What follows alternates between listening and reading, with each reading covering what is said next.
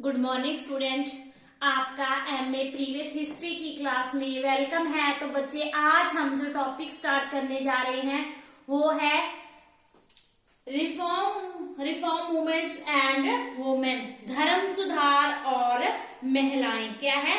धर्म सुधार और महिलाएं। तो इसमें बच्चे हम अलग अलग समाज सुधारकों के बारे में पढ़ेंगे जिन्होंने समाज में औरतों की स्थिति को सुधारने के लिए प्रयत्न किए थे। इनमें बच्चे हम भक्ति मूवमेंट के बारे में पढ़ेंगे, ब्रह्मो समाज, आर्य समाज और अलीगढ़ मूवमेंट के बारे में पढ़ेंगे। तो कौन से चार हमने पढ़ने हैं? भक्ति मूवमेंट, ब्रह्मो समाज, आर्य समाज और अलीगढ़ मूवमेंट। तो आज हम स्टार्ट करने जा रहे हैं बच्चे ब्रह्मा समाज एंड वुमेन, ब्रह्मा समाज और महिलाएं के जो आंदोलन उठा था ब्रह्मा समाज, उसने औरतों की स्थिति में सुधार लाने के लिए किस तरह के प्रयास किए थे। तो बच्चे अगर बात करें 19वीं शताब्दी के आंदोलनों की, 19वीं शताब्दी में ये सभी आंदोलन चले थे, चाहे वो भक्ति मूवमेंट हो, चाहे वो ब्रह्मो समाज हो, चाहे वो आर्य समाज हो, चाहे अलीगढ़ आंदोलन हो। तो बच्चे भारत में क्या हुआ था, 1850 ईस्वी तक पूर्ण तौर पे अंग्रेजी शासन की स्थापना हो चुकी थी और भारतीयों की जो राजनीतिक स्वतंत्रता थी वो समाप्त हो चुकी थी। और 1857 की क्रांति हुई थी। जैसे 1850 में भारत में अंग्रेजी शासन की स्थापना हो गई और इसके थोड़े टाइम बाद 1857 की क्रांति हुई थी जो कि भारत के लोगों ने अंग्रेजी शासन के विरुद्ध की थी। तो इस क्रांति ने भारत से अंग्रेजी शासन को उखाड़ देने का प्रयास किया था, चाहे कि बच्चे इस आंदोलन को पूर्ण तौर पे सफलता नहीं मिली थी। और उसमें क्या हुआ था कि देश में लॉर्ड विलियम बेंटिक का जब शासनकाल था तो उन्होंने अंग्रेजी भाषा को शिक्षा का माध्यम बना दिया था। तो भारतीयों ने अंग्रेजी साहित्य और इतिहास का अध्ययन करना शुरू कर दिया था। धीरे धीरे बच्चे अंग्रेजों के प्रयास से क्या हुआ कि रेल डाक तार ये देश के किसी एक भाग को दूसरे भाग के लोगों में संपर्क बढ़ाना शुरू कर दिया कि इन्होंने रेल डाक तार ने, और समाचार पत्रों ने भी इस पारस्परिक संपर्क को बढ़ाया और कुछ भारतीयों ने विदेश की यात्राएं भी की। तो ये किसके फलस्वरूप हो रहा था? अंग्रेजी शासन के बेईमान स्वरूप। तो बच्चे जैसे जैसे भारतीयों ने अंग्रेजी सभ्यता और साहित्य का अध्ययन करना शुरू कर दिया तो उन्होंने क्या किया, उन लोगों का जो दृष्टिकोण था अधिक विस्तृत होने लगा। अब भारतीय लोग अपनी सभ्यता और संस्कृति की तुलना पश्चिमी सभ्यता और संस्कृति से करने लगे थे और पश्चिमी विद्वानों ने भारतीय धर्म, सभ्यता और संस्कृति की आलोचना की थी। परंतु इसी के साथ ही जब भारतीयों ने अपने समाज में धार्मिक अंधविश्वास, आडंबर, पाखंड और सामाजिक कुरीतियां जैसे कि बाल विवाह, सती प्रथा, कन्या हत्या, इसके अलावा विधवा विवाह पर रोक, ये देखा, इनका दृष्टिपात किया तो उनका सिर था वो शर्म से झुक गया था। तो भारतीयों ने ये अनुभव किया कि उन्होंने पश्चिमी सभ्यता की अच्छी बातें ग्रहण करके अपने समाज और संस्कृति की कुरीतियों को उन्होंने दूर करना है, कि जो कुरीतियां उनके समाज में है उनको उन्होंने किस तरह से दूर करना है, पश्चिमी सभ्यता और संस्कृति की शिक्षा के माध्यम से। क्लियर? तो इनमें बहुत से, जैसे मैंने पहले भी किया, तो इस पश्चिमी शिक्षा के माध्यम के कारण बहुत से आंदोलन चले, भक्ति, ब्रह्मो समाज, आर्य समाज, अलीगढ़ मूवमेंट। तो फर्स्टली हम करते हैं ब्रह्मो समाज। तो बच्चे ब्रह्मो समाज के संस्थापक कौन थे? राजा राम मोहन राय। कौन थे? राजा राम मोहन राय। तो इनका जन्म हुआ था बच्चे 1774 में। कब हुआ था इनका जन्म? 1774 में हुआ था, बंगाल के एक ब्राह्मण परिवार में हुआ था। तो इन्होंने बच्चे पश्चिमी शिक्षा से ये बहुत प्रभावित थे और ये ब्रह्मो समाज आंदोलन के क्या थे? प्रवर्तक थे। और राजा राम मोहन राय अरबी, फारसी और संस्कृत भाषा के साथ साथ अंग्रेजी, फ्रांसीसी, ग्रीक, लैटिन और रेव्यू, अंग्रेजी, फ्रांसीसी, ग्रीक, लैटिन और हिब्रू जैसी भाषाओं के भी ज्ञाता थे। इन्होंने बच्चे पश्चिमी साहित्य का गहनता से अध्ययन किया और जिसके फलस्वरूप उनका मत उन आडंबरों और रूढ़ियों से हट गया जो कि हिंदू समाजों के, उसका अपना समाज था जो कि हिंदू समाज को अपने बंधन में जकड़ी हुई थी। तो बच्चे राजा राम मोहन राय धर्म और समाज सुधारक थे। जिस समय जो भारतीय नवयुग थे या भारतीय युग थे वो पश्चिमी शिक्षा प्राप्त कर अपने हिंदू धर्म और संस्कृति को त्याग करके ईसाई धर्म की ओर जा रहे थे।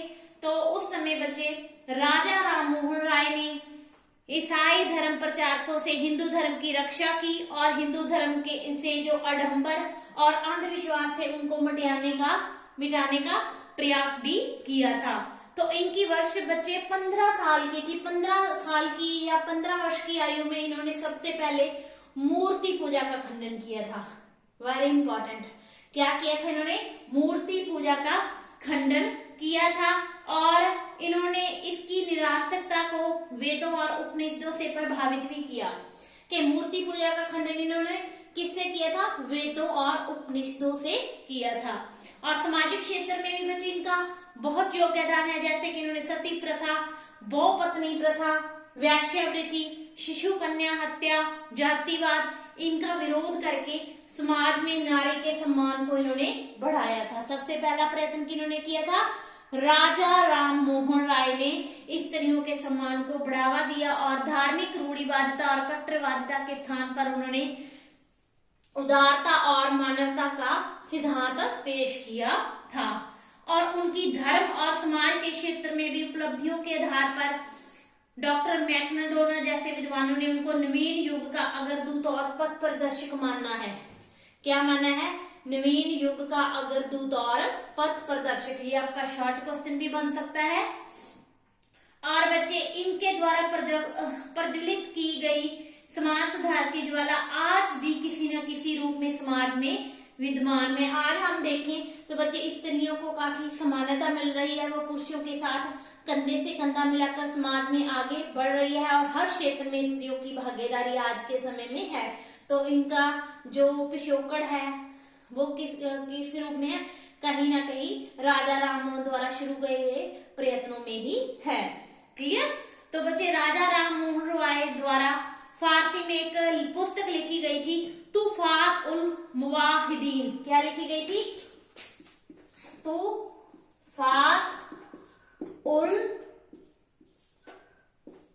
तुफात उल मुवाहिदीन, ये पुस्तक इन्होंने लिखी थी। इनके द्वारा वेरी इंपॉर्टेंट क्वेश्चन है।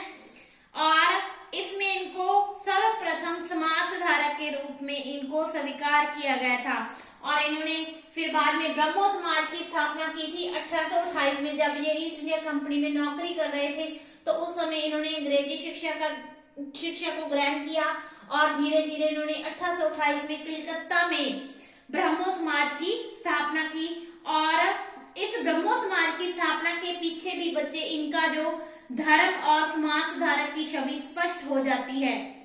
और उनके भाषणों का सार भी सभी धर्मों के मध्य एकता के बंधन को दृढ़ करना था। और 1833 में इनकी मृत्यु हो जाती है।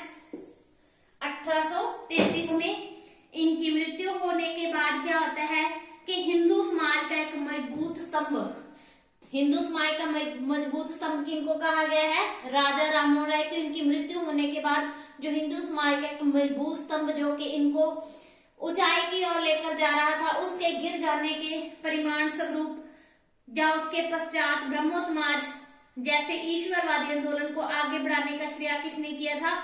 महर्षि देवेंद्रनाथ टैगोर। किसने किया था? महर्षि देवेंद्रनाथ टैगोर। इनका टाइम पीरियड कितना था? 1818 से 1905 के पहले इनकी स्थापना किसने की थी? राजा राम मोहन राय ने। और उनकी मृत्यु के बाद इस आंदोलन को आगे किसने बढ़ाया था? महर्षि देवेंद्रनाथ टैगोर ने इस आंदोलन की आगे भागडोर संभाली थी। अगर बच्चे राजा राम मोहन राय की बात करें तो राजा राम मोहन राय ने अपने जीवन काल में सदैव लेखन और चिंतन कार्य में वो शामिल रहे थे, संलग्न रहे थे और उन्होंने विद्वान सभी धर्मों का गंभीर अध्ययन किया था।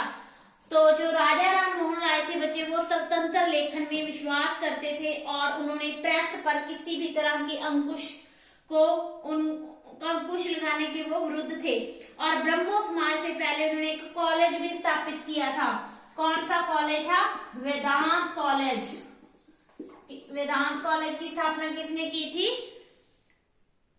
राजा राम मोहन राय ने। तो उन्होंने अपने जीवन काल में एक आत्मीय सभा का भी गठन किया था, जिसमें कुछ उनके मित्र शामिल थे तो कुछ उस समय की विभिन्न भाषाओं के विद्वान भी शामिल थे। क्लियर? तो बच्चे आज के लिए इतना ही। कल हम आगे इसको करेंगे ब्रह्मो समाज के सिद्धांतों के बारे में। क्लियर?